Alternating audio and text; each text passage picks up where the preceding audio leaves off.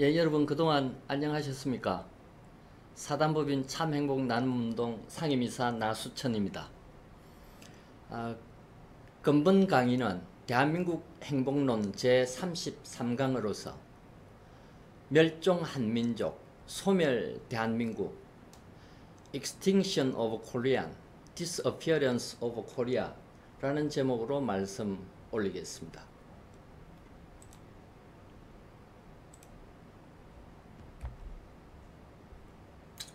특정 동물이 지구상에 한 마리도 찾을 수 없는 상태일 때 이 분야의 전문 용어로 절멸, extinction이라고 합니다. 그래서 야생 상태에서 단 2마리만 있는데 하필 이 2마리가 다 수컷이거나 암컷인 경우는 전문 용어로는 멸종위기가 아니라 절멸위기라고 하지요. 지구상의 인간종, 즉 호모종은 6개 이상의 종이 있었으나 약 2만 5천 년 전 호모 네안데르탈인이 절멸된 이후로 현재 지구상에 생존해 있는 호모종은 오직 호모 사피엔스 뿐이지요. 그런데 말입니다. 다양한 민족으로 구성된 호모 사피엔스들 중에서 멸종 위기를 넘어 절멸 위기에 있는 민족 집단이 있는데 그 집단이 불행히도 우리 한민족, 우리나라입니다.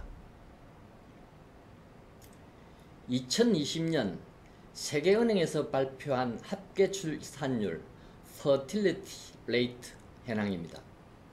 프랑스가 1.8, 일본이 1.3, 이태리는 1.2입니다. 1.1 이하는 오직 한 국가, 대한민국밖에 없습니다. 문제는 지구상의 어떤 나라도 합계 출산율이 1.1 이하로 떨어졌다가 다시 회복된 나라는 없다는 데 있습니다. 일단 1.1 이하로 떨어지면 백약이 무효이고 그냥 소멸된 것이지요. 이러한 역사적 사실 때문에 프랑스와 일본은 합계 출산율이 1.3 근처에 접근했을 때 온갖 비상대책과 지원 방안을 내놓았습니다. 합계 출산율 1.1은 돌아올 수 없는 선, 즉 멸종위기선, endangered line이기 때문이지요.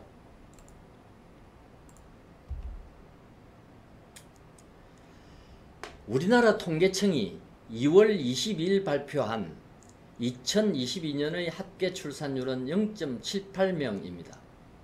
OECD 평균인 1.59명의 반토막 수준이고요. 멸종위기를 한참 지나서 그냥 절멸, extinction 상태이지요.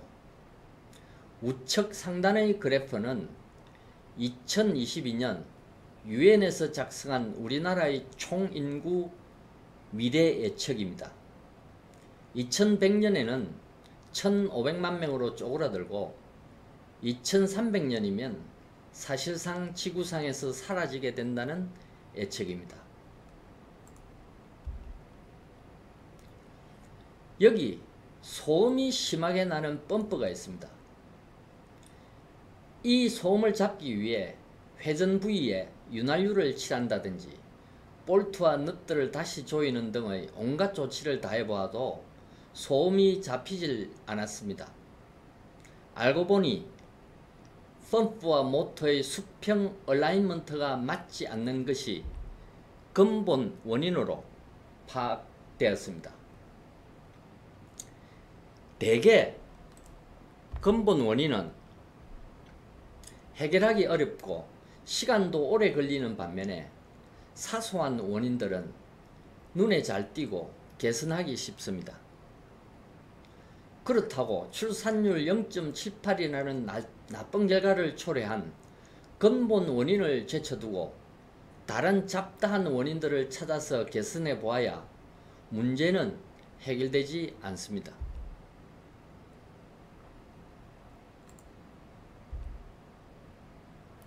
우리 사회에 널려 알려진 낮은 출산율의 원인 인자들입니다.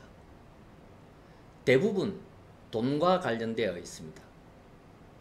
폭등한 아파트 가격에 자산 형성은 포기하고 인서울 대학에 입학하기도 어려운데 졸업한다고 해서 취업이 보장되지도 않습니다.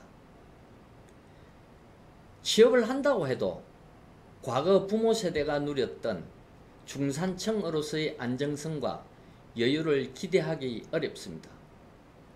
역시 돈이 근본 원인인 것처럼 보입니다. 2022년 11월 선진 17개국을 대상으로 당신의 삶을 의미 있게 만드는 것이 무엇입니까? What makes your life meaningful? 이라는 설문을 한 결과 첫 번째 선택으로서 돈이요 라고 대답한 유일한 나라가 대한민국이었습니다. 돈과 물질적 행복에 올인되어 있음은 중산층의 기준을 보아도 부정하기 어렵습니다. 우리나라만 약자와 타인 및 공동체에 대한 배려의 흔적조차 없습니다.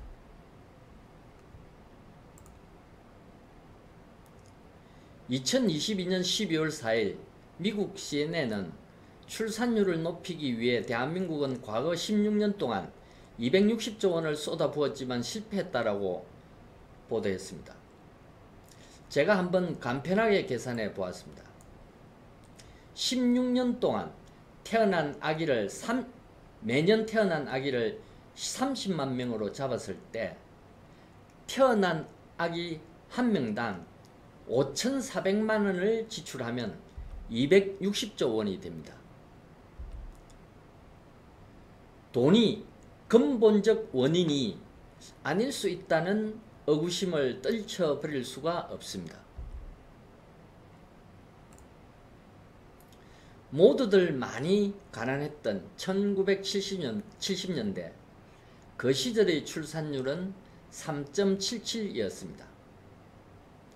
아무렴 그때보다 지금 돈이 더 없을 리는 없지요. 그러니 저는 이렇게 추론해 봅니다. 출산율이 낮은 것은 호주머니에 돈이 없어서가 아니라 머릿속에 돈만 있기 때문이라고 말입니다.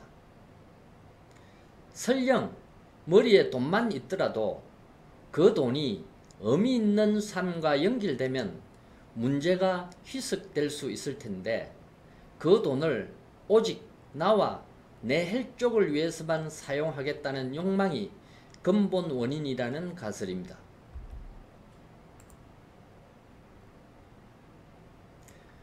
우리가 깊은 뜻을 모른 채 남용하는 용어 중에 지속가능이라는 단어가 있습니다. 모든 개인은 반드시 죽습니다.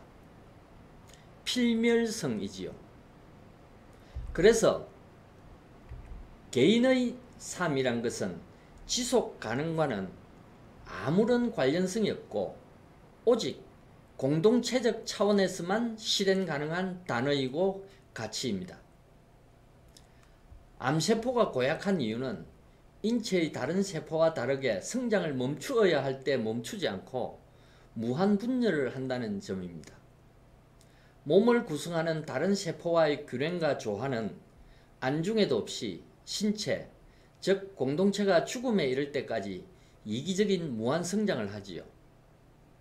머리에 나만 있는 상태에서 나와 헬쪽의 울타리에서 벗어나지 못하는 행동은 암세포와 다를 바가 없지요. 에릭 프롬은 그의 역작 사랑의 기술 The Art of Loving에서 해련을 초월한 사랑의 발달을 배제하는 사회는 인간으로서 가장 중요한 요건이 결여되어 있는 상태이기 때문에 반드시 소멸한다고 하였습니다.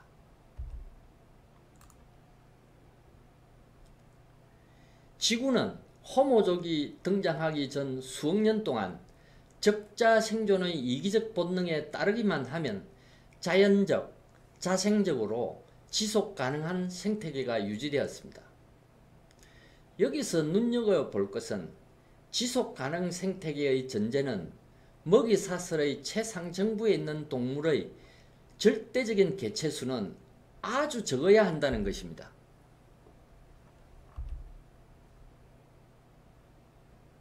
현재 지구상에는 호랑이는 5,000마리, 사자는 최대 3만 마리만 있습니다. 기원 전후 로마 제국이 태동될 때쯤 호모 사피엔스족은 지구 생태계의 최상층에 위치하고 있음에도 불구하고 2억 명을 돌파했습니다.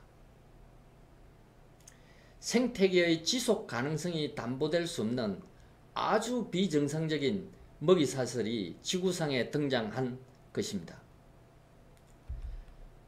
80억 명에 이른 지금 호모 사피엔스가 공자 명자의 청동기 시대의 부족 사회처럼 유전자 복제의 이기적 삶의 방식을 계속 고수한다면 지구 생태계의 파괴는 물론이고 인간 사회도 자멸한다는 것입니다. 오래전 로마 제국의 등장과 함께 지중해 지역의 인구가 1억 명을 넘어갈 무렵 이에 대해 경고를 한 사람이 있습니다. 위대한 사회 혁명가이자 인류학자이며 철학자이기도 한 그 사람이 모두들 알고 있는 예수라는 사람입니다.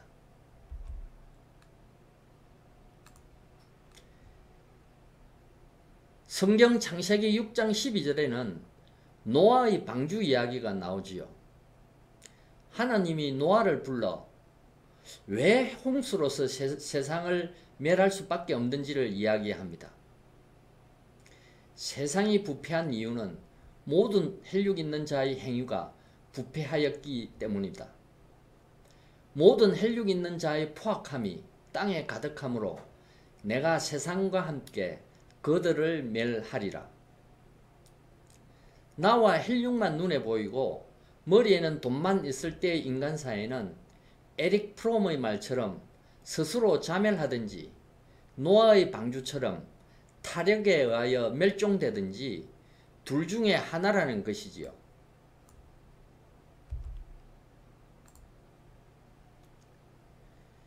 김대수 카이스터 교수는 뇌신경과학과 유전학의 관점에서 나와 혈육의 울타리를 허물기가 얼마나 어려운지를 토로합니다. 인간의 뇌는 생후 2개월부터 나 아닌 타인을 최초로 인지하기 시작하는데 그 순간부터 타인과 외부 세계를 자신이 생존하기 위한 수단 또는 경쟁자로서 인식한다는 것입니다. 마치 중국의 유교가 사람의 가장 큰 도리는 자식을 낳아 조상님을 기쁘게 해드리는 것이다 라고 하는 것처럼 인간의 유전자 DNA는 당신의 존재의 이유와 삶의 목적은 당신과 닮은 유전자를 복제하는 것이다 라고 끊임없이 강요하고 있다는 점입니다. 마치 나와 헬런의 번식이 의미 있는 삶인 양 호도하는 호모 사피엔스를 멸종으로 이끄는 악마의 주술이지요. 러시아의 대문호 톨스토이는 80년 세월의 자기중심적인 삶을 돌아보면서 이 세상의 진정한 기쁨은 다른 존재의 행복을 바라는 데서 오고 이 세상의 모든 고통은 자신만이 행복하길 바라는 데서 온다는 깨달음을 재확인합니다. 자기중심적 삶은 언젠가는 그 성장이 멈추게 되어 있고 그 멈춤의 순간이 곧 불행의 시작이었다는 자전적 고백이었습니다.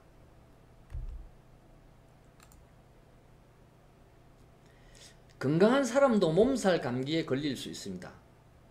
그러나 대부분의 경우 적당한 휴식과 투약으로서 폐렴으로까지는 진행되지 않지요.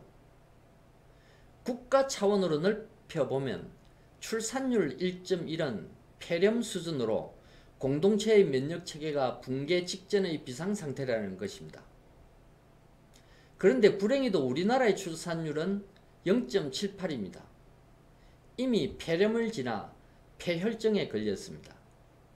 폐혈증이란 인체의 면역체계가 적과 아군, PR을 구별 못하여 암세포를 공격하는 것이 아니라 도리어 정상세포를 공격하는 단계이지요. 민족 멸종의 방파제 역할을 해야 할 공동체의 면역체계가 뚫린 구멍들을 한번 훑어보겠습니다. 강남 사교육의 원조인 손주원 맹아스터디 회장의 말을 소개합니다. 우리 사회는 서울 지역의 의대, 치대, 한의대, 약대, 수의대에 입학하는 6,000명 이외의 학생 모두를 실패자로 만든다. 그런데 이들 대학에 입학하려면 수능시험 총 190문항에서 3개 이상 틀리면 안 된다. 그러니 초등학교 때부터 시험에 최적화된 인간을 만드는 것이 곧 우리 사회의 교육이 되어버렸다. 이들이 대학에 들어가고 기업에 간들 기다리고 있는 업적 평가 기준은 서로 협력하는 능력보다는 또다시 경쟁하는 능력, 돈을 버는 능력이고, 매사의 판단 기준은 인간으로서 무엇이 올바른 것인가 라기보다는 무엇이 회사 또는 노조에 이익이 되는가이다. 그러니 조벽 명예교수는 실력이 없으면 인성이라도 좋아야지 라는 말도 되지 않는 소리가 말로서 통용되는 사회가 되어버렸다고 한탄을 합니다. 나이 60을 앞두고 손주원 회장은 그나마 한 가지를 깨달았다고 합니다. 나는 좋은 놈이 되기는 이미 틀렸지만 나쁜 놈으로는 기억되지 말자라고요. 그래서 자신의 호주머니 돈 300억을 출연하여 좋은 일을 하는 재단을 만들었습니다. 손주원 회장처럼 성공적인 삶, successful life를 산 사람들은 타인이 아닌 자기 자신과 헬육의 필요와 즐거움을 쫓아 살았기 때문에 필연적으로 죄를 짓는 삶을 살 수밖에 없다라면서 민족과 국가를 멸종으로부터 멀리 떨어뜨려 놓은 사람이 있습니다. 미국 100달러 지폐의 표지인물인 벤자민 프랭클린입니다. 그는 이웃을 사랑하지 않는 것은 곧 신에게 죄를 짓는 것이다 라며 미국의 정신은 곧 나의 울타리를 허물어야 하는 공동체 정신이다 라고 각인시키며 미국인들에게 타인에 대한 선행은 덕목이 아니라 의무이다 라고 주장한 사람입니다. 예, 이상으로 대한민국 행복론 33강을 마치고 다음 시간은 연속해서 34강에서 찾아뵙도록 하겠습니다.